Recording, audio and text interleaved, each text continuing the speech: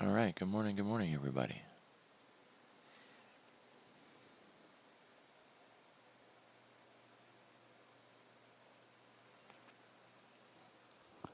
So just like we usually do, we want to start with what happened in the overnight hours.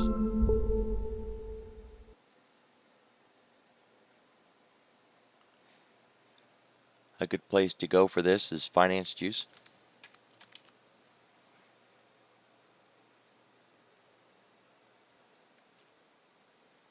Today we have the JOLTS numbers, and then we have a Fed Speaker Williams.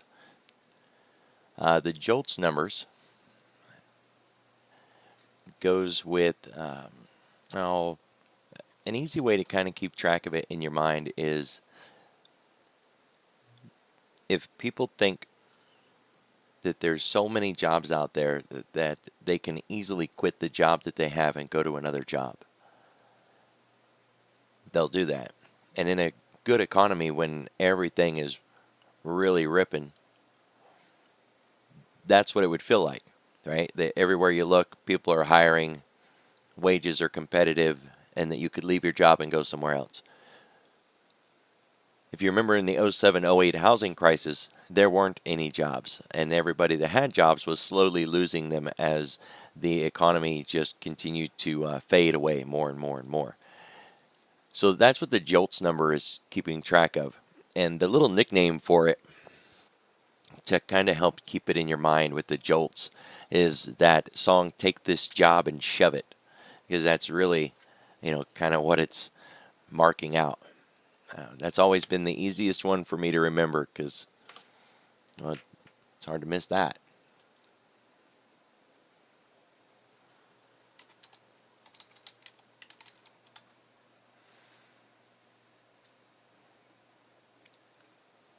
All right, so that's one side. Barkin is speaking in about 30 minutes, and then Williams at 10. When you're on this site, it's also worth looking at what happened in the overnight hours, what's going on around the world in Russia and Ukraine, what's going on with the Asian markets. Right now it's 12:30 in London. You want to keep an eye on whatever is happening over there and see if, what sectors were doing good, which ones didn't do good, because it's very likely to bleed over into our own market today.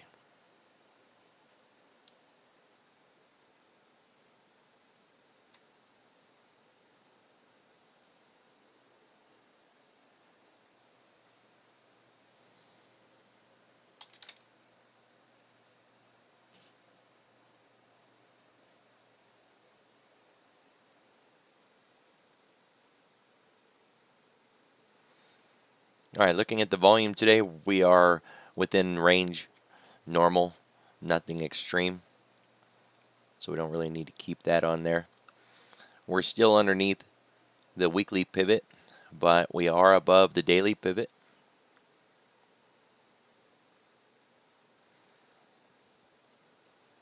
And we're still working our way back through Friday's levels, but we closed the gap and we are now back inside of Friday's zone, which is a good step.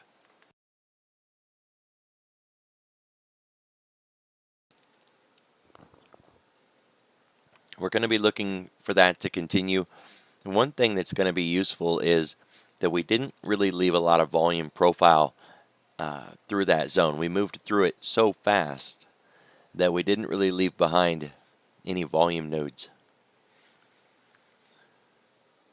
So looking at the retrace, we're already beyond the 236. 38.2 is the next target. It'll continue to move us back towards that weekly pivot. We've already made half the ADR, which is that red line at 4068. And the full ADR at 4100 would really get us back to that weekly pivot point.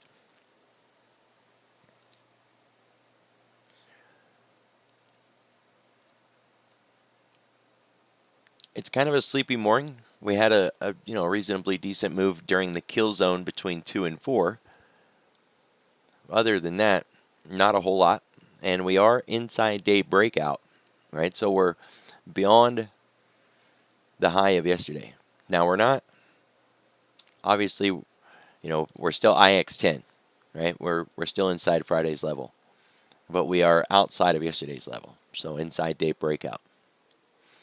Hey, good morning, guys. Good morning, good morning.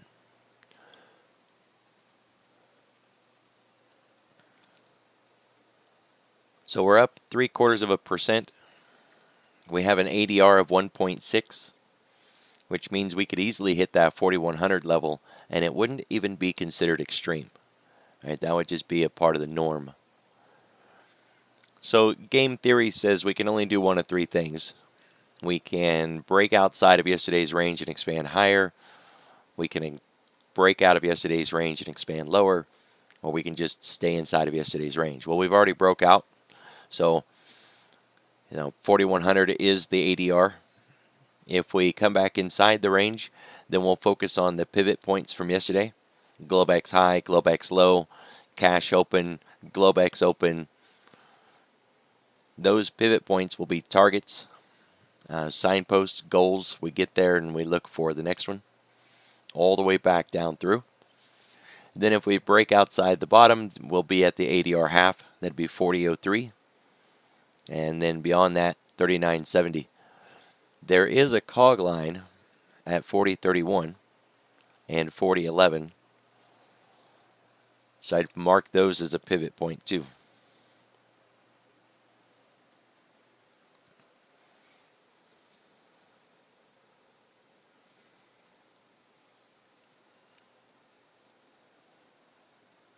We're continuing to see that sell-off in the dollar. That's helping us out.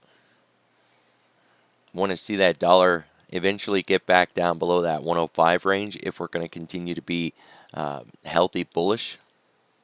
But we don't want to see it just crash and burn, right? Nice, slow, steady, consistent, persistent price action with that weakening dollar.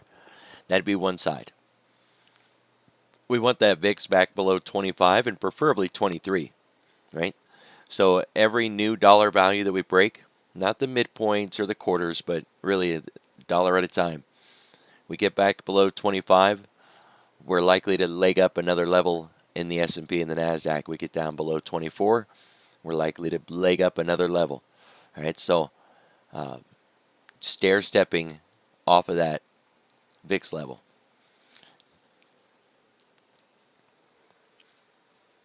It is interesting to note that Bitcoin is up. I've said this a lot, but it's always worth repeating. We're not looking at Bitcoin for some kind of correlated market state, right? It's not like we see Bitcoin moving and think, oh yeah, the S&P or the NASDAQ is going to do whatever. Nah. It's just a pure risk asset. It's about as risky as you can get besides just going to Vegas. So when we see Bitcoin getting bid up, we know that risk appetites are getting stronger, right? That's all that we're looking at it for, especially on the global scale. So that's it. Nice, simple, easy. If that thing's bid up, then there's a heavy risk appetite. Kind of fits into the risk on and risk off mentality, right? Simple, easy, doesn't take up a lot of space. Yeah.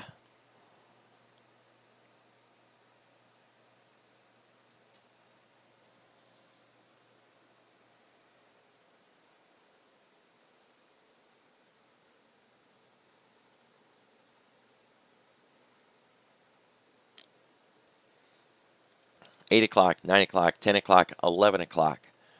Back to back. The 11 o'clock bill announcement, keep your eye on that. It's the only one that we have for lunch today. Normally, we'd have like an 11:30 and then a 1 o'clock too. It's only the 11 o'clock. If we're going to get a midday breakout or some kind of change in market structure, it's very likely to happen right there. Other than that, once we're past it, we're kind of smooth sailing for the rest of the afternoon. So some zero-day plays are on the table today because we don't really have anything else past 11 o'clock. Right, now, one thing, we'll go back to that finance juice for a moment. If they do schedule somebody this afternoon, which sometimes happens, right, the Fed will decide, they want to go on TV and talk to somebody, right, like Brainerd or somebody. They'll tuck it in here, So kind of keep your eye on this through the day to make sure you're not going to get an afternoon Fed speaker. Also, keep track of the president's schedule to make sure he doesn't come out talking. It's an open afternoon without a lot of reports on the agenda, which is a prime opportunity for somebody to decide that they want to go out and put some news out there.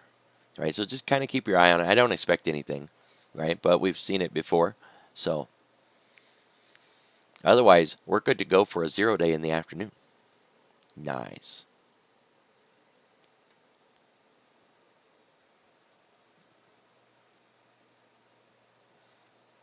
All right, 10-day, 30-minute volume profile. As I mentioned near the start of this, we got a shallow area. So we should be able to work through that up to the POC relatively easy.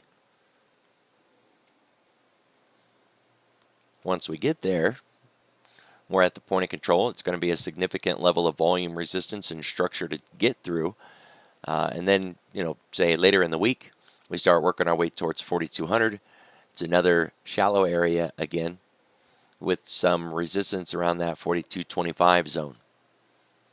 All right, so those shallow areas, price generally can move through those really fast, like we've seen here.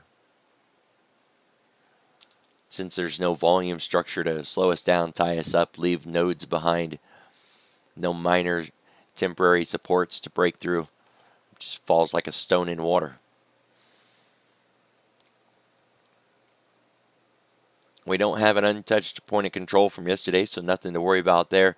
There is still one from Friday.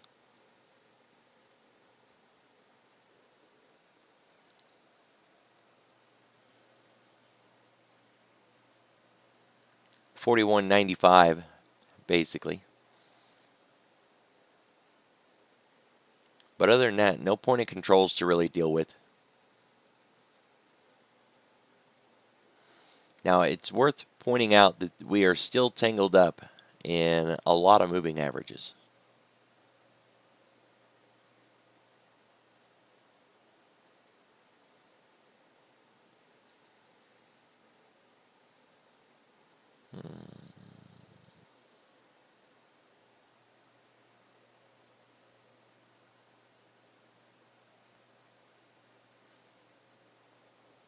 Gotta find the darn thing.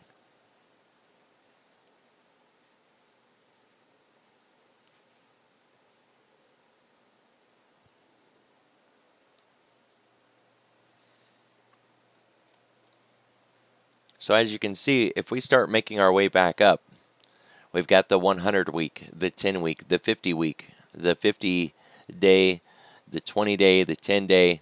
Look at all these moving averages over our head that we're going to have to work with. And we have that 50 SMA underneath us, but there's still a lot going forward. Now, generally speaking, if we were to go out to the daily and throw these on there, some of them are sideways. We don't really pay too much attention to sideways moving averages. But the 10 week is a critical one. It's used all over the place. IBD, for an example, really leans in on that. Ledoux uses it. Yeah, I mean, it's really popular for a reason. The 10 week is a real valuable line to keep your eye on. But a lot of these are going to cause resistance. They're just more things for us to have to try to work through. So that shallow volume area that I showed, and I said that we could move through that relatively easy because there's no real volume nodes through that shallow area. Yay, great. We don't have volume issues, but we certainly have some moving average issues because all of these moving averages are stacked right above the market.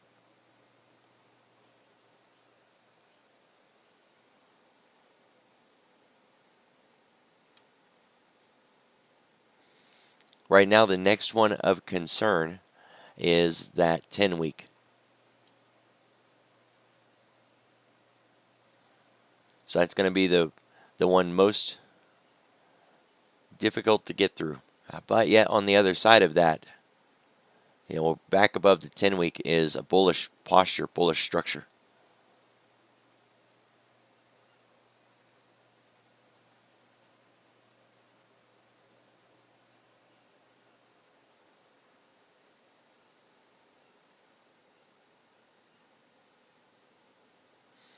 Right, you know, let's knock all of that stuff off there for a minute.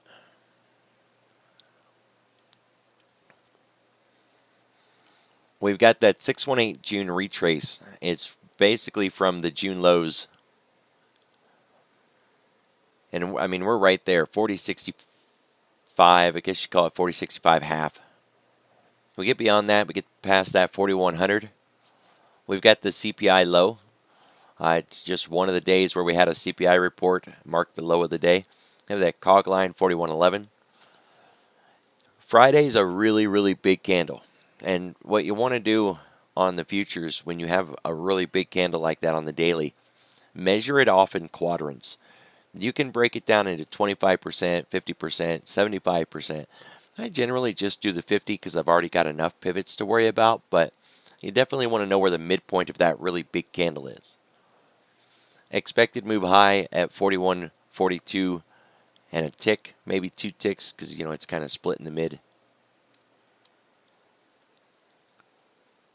So we got a lot of levels to work through, right? These on top of all of those moving averages that I had mentioned.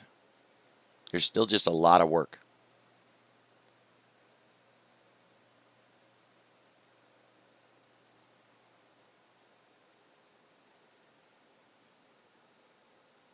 All right, so this morning,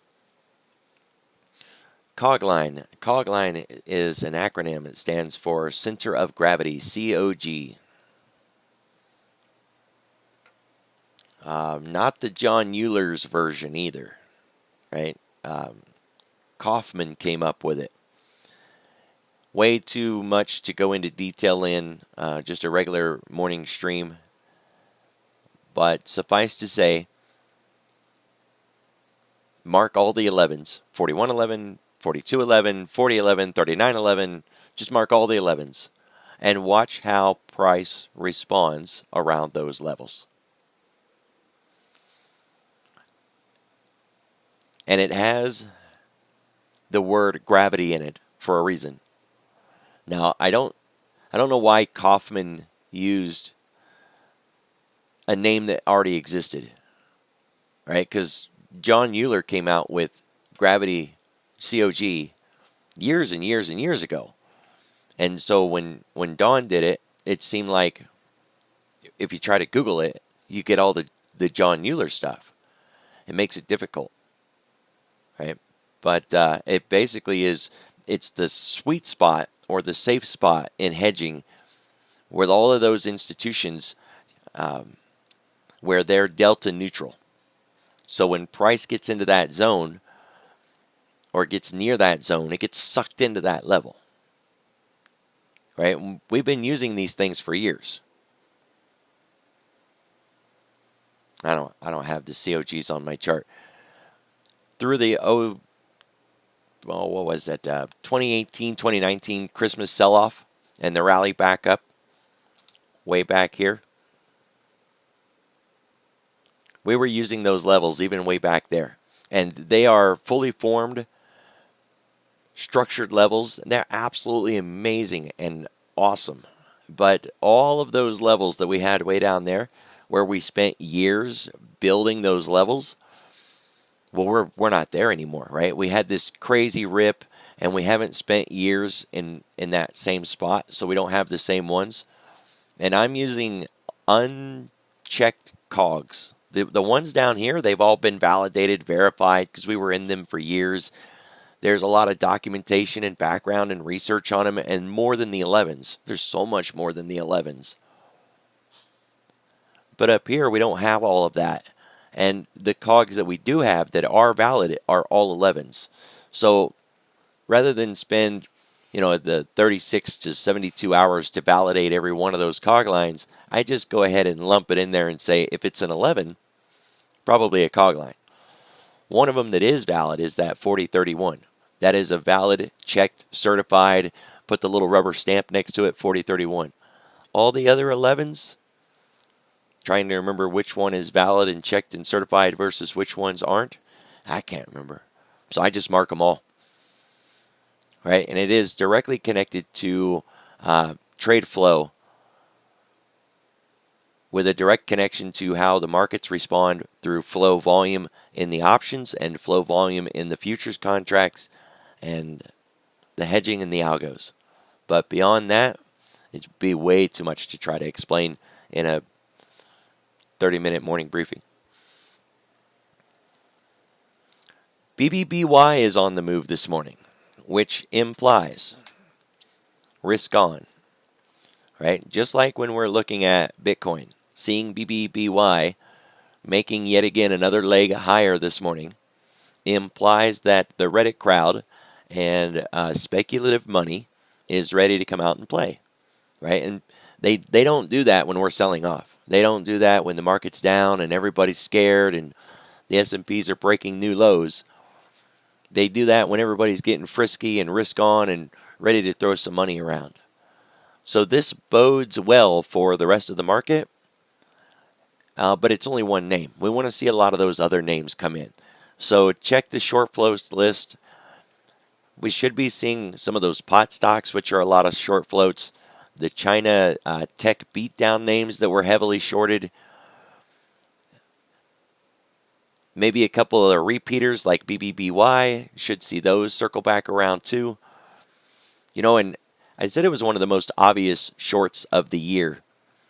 Selling calls against this thing once it broke above, say, 20 would have been a good play. Now that it looks like we may get a reshot, I think I'm going to want to wait until it gets past 30 to sell a call this time, just so I don't get sucked in. But the idea, guys, for anybody who doesn't normally sell calls, if you sell a call right there, say the 32 strike, the only thing the market needs to do is not close above the 32 strike at expiration. It can go above it in the short term. It can run around, get wild, right? But at the end of the day, as long as it falls back down before expiration, you'll get to keep all the credit from the call that you sold. Those 20s and 25s, those things were selling around $10, I think. So, you know, they hit their 50 and 70% targets in like 2 days. That's awesome. That's just one name. We want to start seeing this kind of get out across the board. But it does bode well for this morning, right? That's what you really want to lean in on. I don't get into that whole Reddit crowd. I'm not trading BBBY to the upside. You know what I mean? That's just not my kind of trading. But I will certainly watch them because they are a bellwether, right? They're like that flag out at the airport, that windsock that tells you which way the wind is blowing. I want to see when speculative money is feeling froggy and they want to go out and buy a bunch of junk, right? It'd be cool if we had something like that for, say, NFTs and SPACs, right? When stupid money is going out buying stupid stuff in bulk, like the Sam's version of it. I want to know when they do that. KWeb, another one. Internet, ETF, China. Watch KWeb, JD, Baba, Baidu. We're going to be looking for any of that bid up, risk on, getting froggy sentiment. That's what we want to see.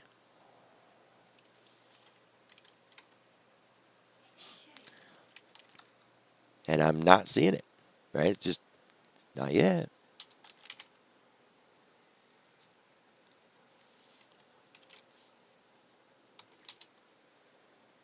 All right, get a little bit out of AMC.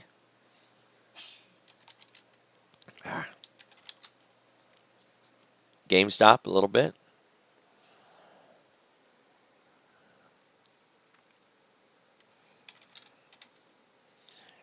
BBIG is another one that has a high short, right? When we were going through the list yesterday.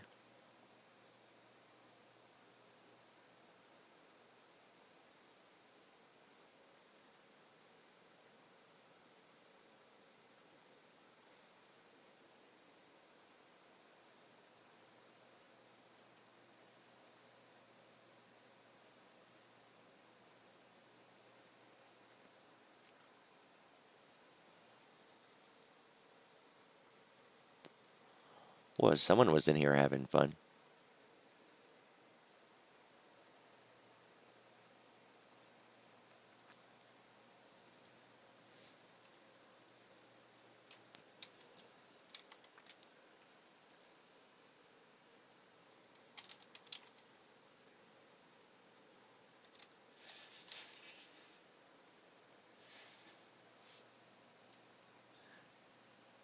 I really need to write those down.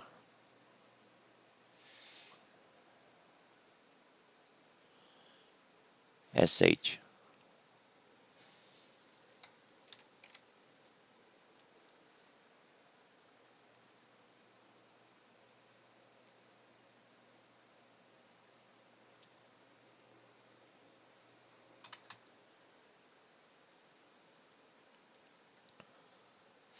ICTP and BBBY.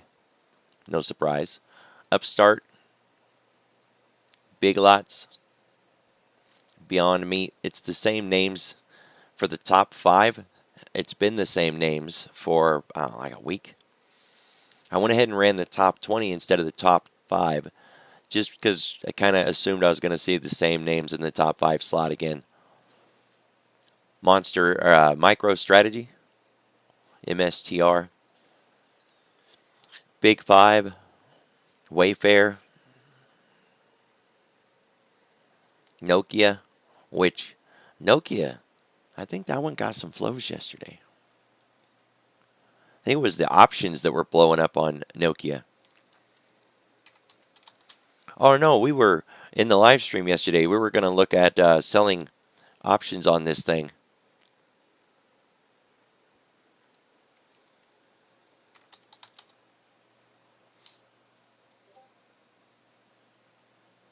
So it's moving around a little bit, but not moving in the right direction.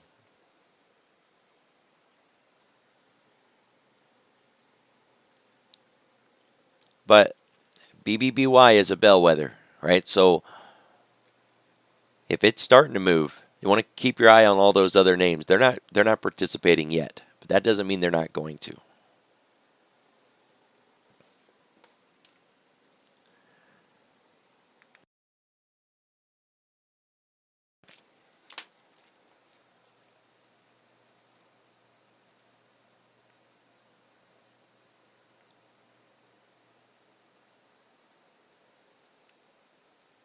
All right, 47% of the S&P is up this morning, at least 0.5%. That's not too bad.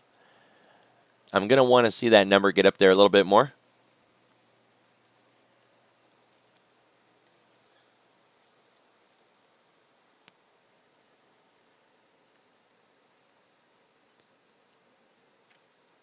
Take it a little more extreme, put it at a 1%. 21 names are up at least 1% this morning in the pre-market. Again, not that bad. Now, the main difference between the S&P and the NASDAQ is that the S&P has financials and the NASDAQ 100 does not have financials. So when I'm doing my pre-market work and I come over to the S&P and I look at how many names are up in the pre-market, one of the things that I'm specifically looking for is how many of those names are financials. And look close when it says technology, because a lot of financial names fit into the fintech name space, right? Like Visa, MasterCard. Don't assume automatically that just because it's a credit card that it's a finance. It might be tech services, I believe is what it lands into. So this morning, names that are up more than 1%, Citigroup, Bank of America, American Express. So we do have quite a bit of those financial names up. That's a really good start because there's 2 main sectors if we're going to have a bullish day that we have to have. One of the 2, finance or tech. And if we can get consumer discretionary to help us out, then we'll have all 3. But I want to know dominant-wise who's leading the pack today. Is finance leading the way or is technology leading the way? Because I'm going to keep my eye on that sector more than the other sector. Now, in the last 2 months, we've had these intraday days where KRE will make a move and the fangs will kind of hold back. And then KRE will pause, kind of catch its breath, and the fangs will make a move. So it's like the flows are moving back and forth from one side to the other so that they don't push the market into an overly extreme situation, right? Because we don't want a market to move in one single direction nonstop. It's healthy to pause and pull back and consolidate. But it was interesting to watch those flows where we would go from finance to the fangs, back to finance to the fangs in an intraday move. We seen that on August 10 when the CPI report came out that morning and we ripped all day. We seen it not too long ago as well on, I believe it was the 26th. It was one of these 2 days, 27th. Right, so, when you go back and you look at the flows on a day like that and watch how it was swapping back and forth, those algos, they do a really good job at what they're programmed to do, right? And it's like they were just perfectly surfing. Well, we've got a lot of room to make up here. And what I'm going to be watching for through the morning is where those flows are coming in the most. And there are days where it's only finance or it's only tech with a backup of discretionary, right? XLP and XLY.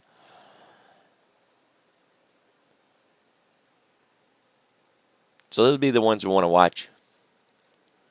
The intraday trading has still been more energy and finance than tech lately for me. And I don't think that's going to change anytime soon.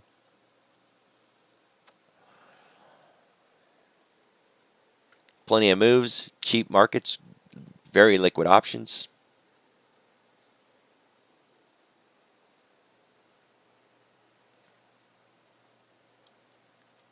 Keep your eye on energy. This is getting a little violent.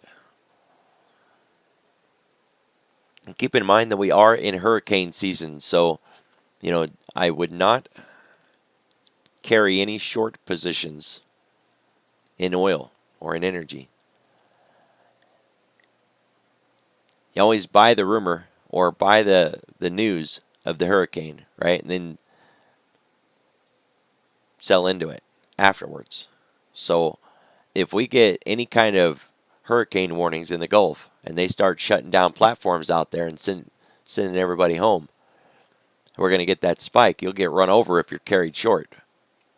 And you know how it is, too. That kind of news will come in like in the middle of the night when your option positions can't be modified or adjusted, right? And by the time you get up the next morning and come in to look, your position's already crushed. So I would either be long or I'd be sitting on the sidelines waiting for a hurricane. Now, I don't know if we're going to get one, right? My crystal ball is broken, and I'm a really poor weatherman.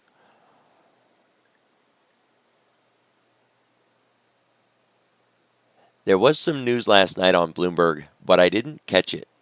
I was on the motorcycle, and you go too fast and you can't quite hear everything that's on the news. But there was a report out of Europe, and they were talking about unprecedented, first time something like this had happened. Those kind of words should get your attention, right? And I haven't had a chance this morning to follow up to see what it was. But I can certainly see from the candles that the market didn't like it, whatever it was. So be cautious with energy this morning. Keep your eye on it.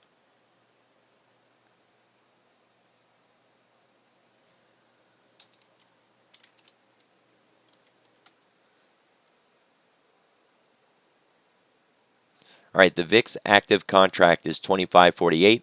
Then we got 26, 27, 28. So we're in contango. Everything's fine. No backwardation, nothing like that.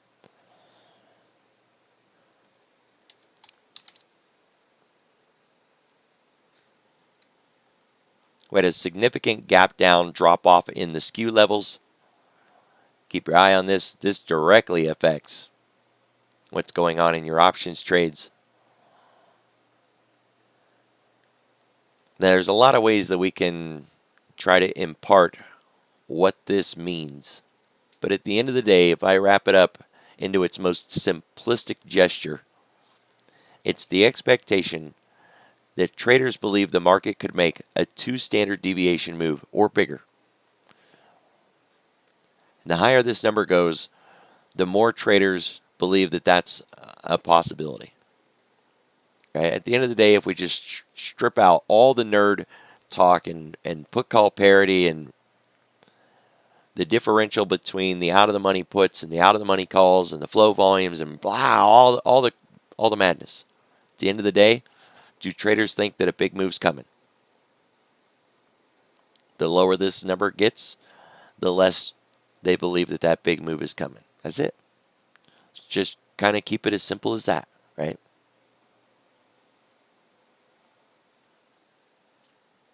There's absolutely nothing wrong with nerding out and learning all the intricate stuff. But, sometimes at the end of the day, we just need to strip it all away.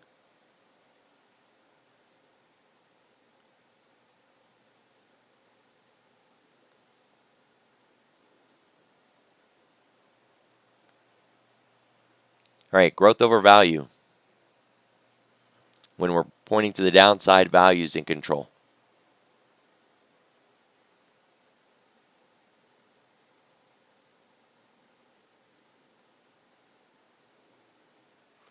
One of the most critical or pivotal pair groups, XLY versus XLP. Discretionary or frivolous spending versus home spending. We started to flatten out a little bit yesterday. We want to see this start to point back to the upside.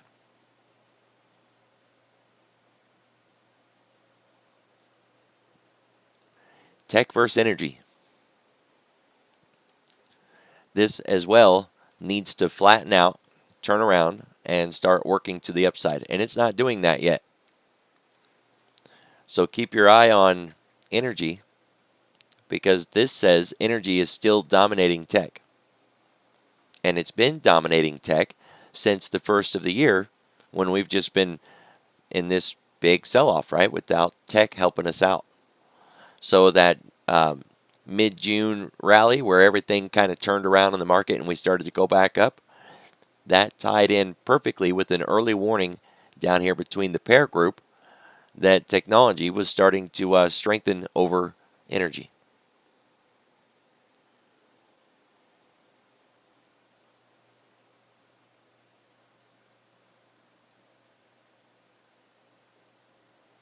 Stocks versus bonds.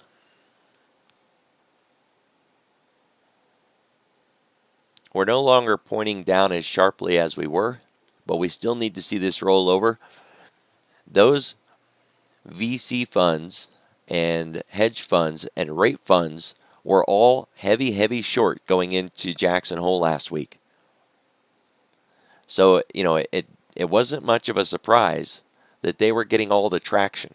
But we want to see this thing really turn around now. We're done with Jackson Hole, right? And from the way the Fed Watch tool is looking, it's going to be 75 basis points in September.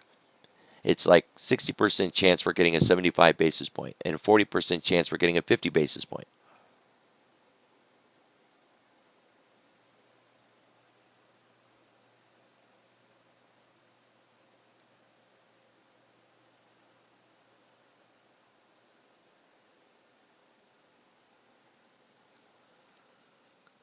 This is the volatility indicator for bonds, right? Just like the VIX is a volatility indicator for the S&P. Well, this is for the bonds. And bond volatility is picking up. That's not much of a surprise, right? But definitely keep your eye on this thing. We're getting back up into some critical levels.